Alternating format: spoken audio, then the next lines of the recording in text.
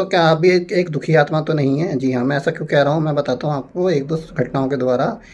एक बार ओशो के आश्रम में एक व्यक्ति गया और कहने लगा सारी दुनिया के लोग मुझे बेवकूफ़ और पागल कहते हैं। जो मुझे मिलता है वो कहने लगे दुनिया का काम तो एक दूसरे का मजाक उड़ाना है, तुम अपने काम पर फोकस करो। फिर वो कहने लगा मुझे तो मेरे ऑफिस के कुलीग और मेरे यार दोस्त भी बेवकूफ़ और पागल समझते हैं। वो कहने लगे भाई दुनिया ऐसे ही है, वो एक दूसरे का मजाक उड़ाती है, तुम उनको छोड़ो, अपने काम पे फोकस करो। अब वो फिर बोला कि मुझे तो मेरे परिवार के लोग भी बेवकूफ़ और पागल कहते हैं।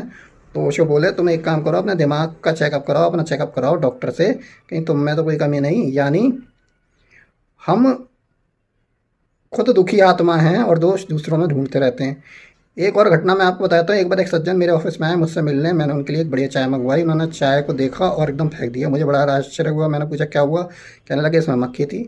मैंने दूसरी एक चाय मंगाई, उसको भी उन्होंने देखा और फिर फेंक दिया। मैंने पूछा अब क्या हुआ? कहने लगे इसमें भी मक्खी है। अब तो मुझे अपने ऊपर बड़ा ही गुस्सा आया कि ये मेरे ऑफिस में क्या हो रहा। मैं खुद उठ के गया, बढ़िया चाय बनवाई और उसे ढक कर लेकर आया उनके पास और सामने रख दी। उन्होंने फिर चाय को देखा और फेंक दी। मैंने कहा अब क्या हुआ? वो कहने लगे चाय में मक्खी है। मैंने कहा जनाब चाय में मक्खी नहीं है, आपके चश्मे पे मक्खी बैठी है।